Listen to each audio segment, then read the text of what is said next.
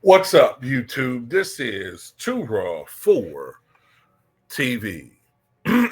All right, so this is a requested video from one of my patrons. One of my Patreon subscribers asked me to do this particular video on YouTube. I know a lot of you guys love these what-if scenarios.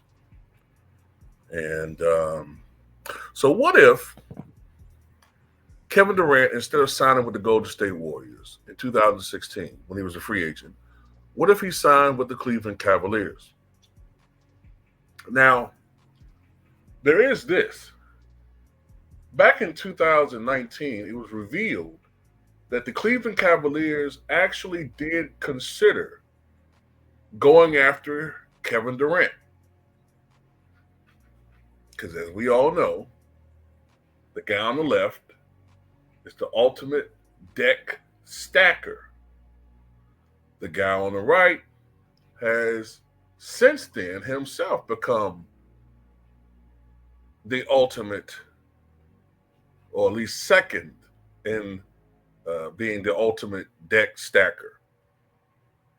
So the deck stacker almost teamed up with the other future deck stacker to form a super deck stack with the Cleveland Cavaliers. But when it became pretty much a foregone conclusion within the intimate NBA circle that Kevin Durant was going to sign probably with the Warriors, although that wasn't common knowledge with the public at large yet,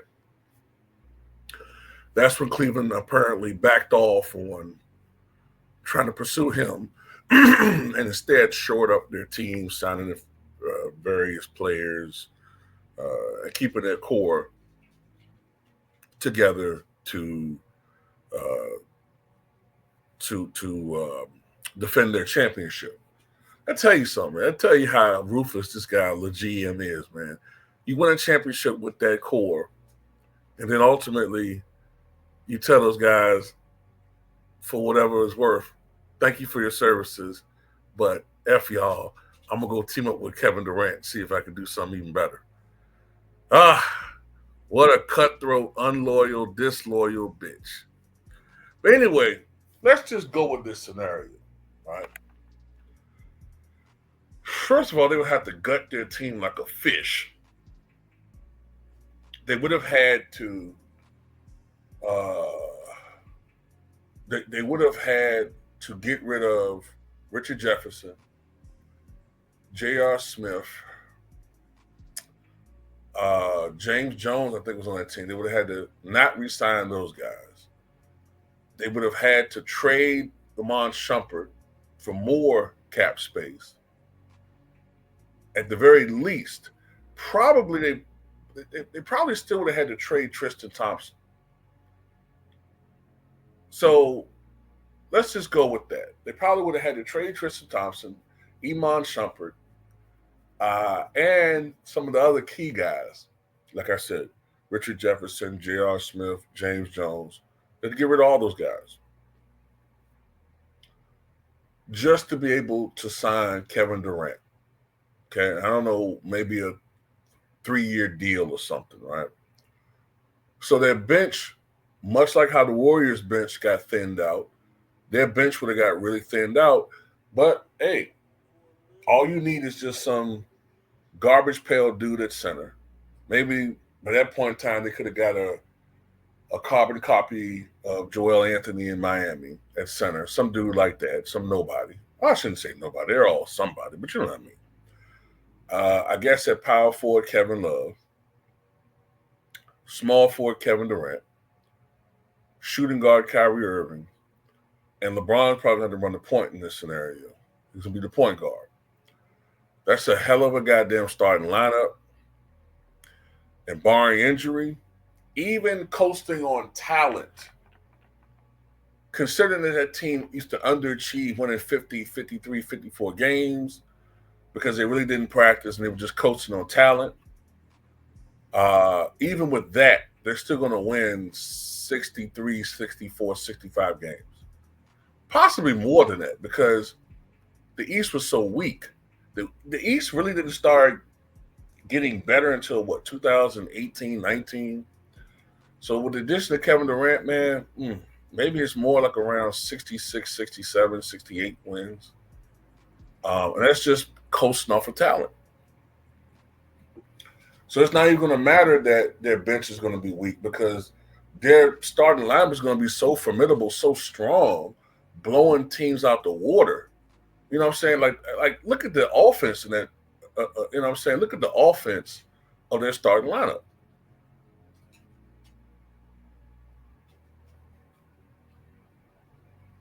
Look at that. Look, I mean, the shooting. Number one, LeBron, drive dish, drive kick. All those guys, especially LeBron and Kyrie Irving. They're gonna rack up assists. LeBron's gonna lead the league in assists. Kyrie gonna average a career high in assists for himself.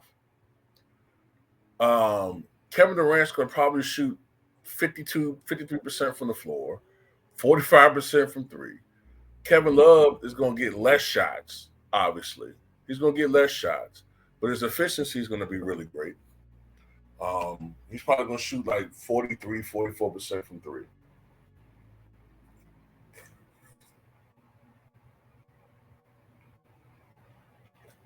And I would say they'd be the favorite to win the championship. Now, and repeat, and probably do it again. And if he stayed there for 3 years, let's say until 2018-19, then does LeBron sign a 1-year deal with Cleveland when his contract expires in 2018? Probably. Right? Something like that. Well, I don't know for 1 year. Maybe a 2-year deal or something with a 1-year option. I don't know. But yeah, I could see that team three-peating.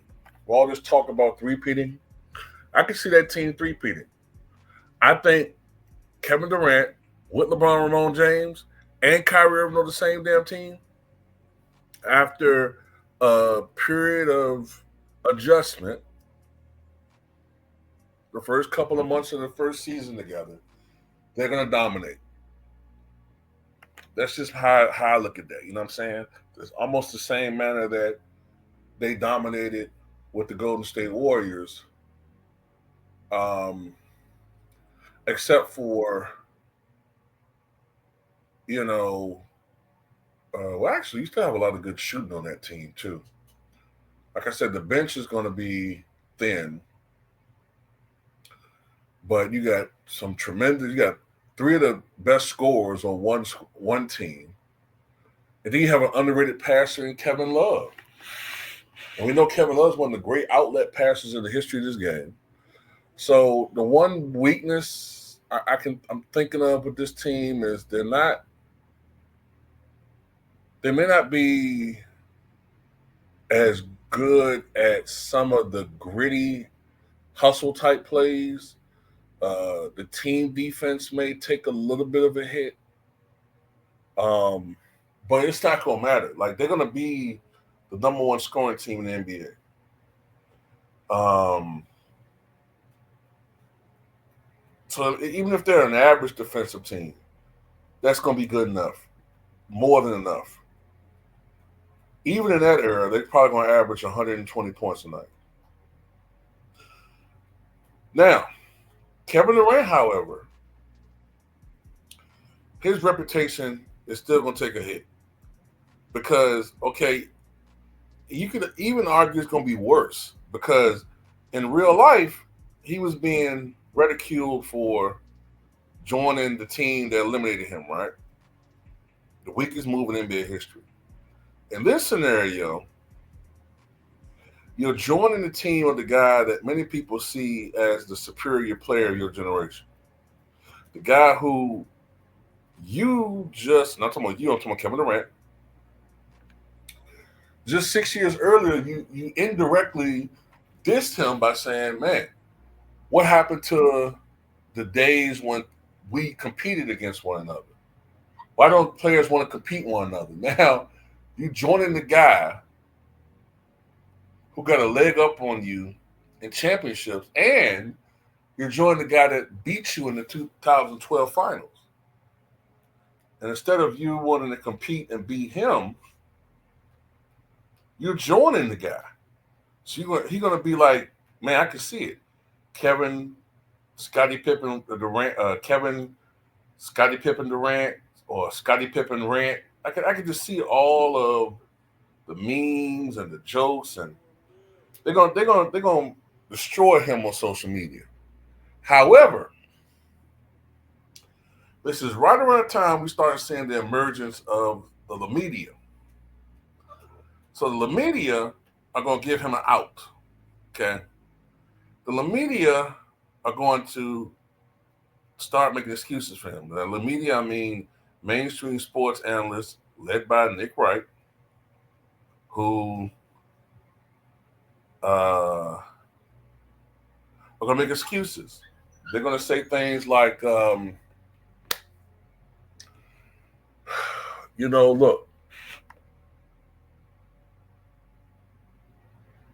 how don't you? What about all the great players of the past? What about the Boston Celtics with Bird, McHale, and Parrish? I mean, they had 3 superstars on the team. What about Moses Malone, Julius Erving, and shut the hell up, you damn mutt. What about the 76ers? Julius Erving, Moses Malone, and, Andrew Toney and Maurice Cheeks. What about, saying the super teams, the Boston Celtics? We don't call that, cheap rings and blah, blah, blah. They make all these excuses, and, they're going to start testing the waters of somehow giving LeBron James credit, for helping to pull off this masterful signing. And they're proving that 2 great egos can coincide on the same team, and blah, blah, blah. And try to somehow make it seem like what they're doing is so great for the game. And when in reality, these 2 guys teaming up one another will cause probably a mass wave of super duper team collusion and signings. You know what I'm saying? Like, it's gonna be even worse than what we saw in real life. James Harden signing with Kawhi Leonard and somebody else. We're gonna see the super stack deck era. 3 superstars on a team. You know what I'm saying? No competitive balance in the NBA whatsoever. None.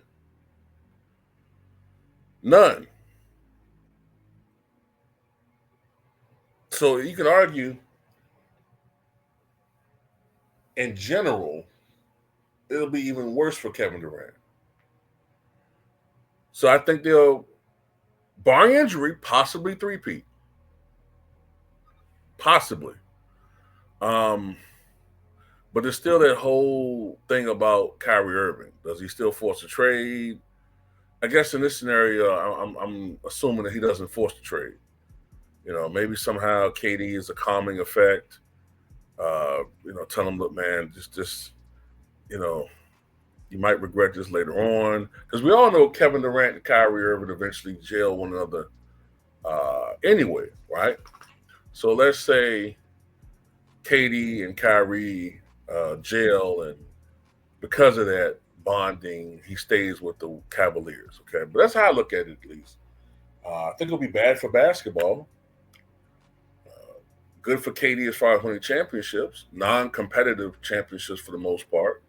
Because if you take KD off of the Warriors, they're still a really good team, but KD would be the difference maker. KD would make, because think about it. When these 2 teams competed with one another without KD, it went 7 games. Although we all still believe that if it wasn't for the suspension, wasn't for Bogut getting hurt, the Warriors would have won.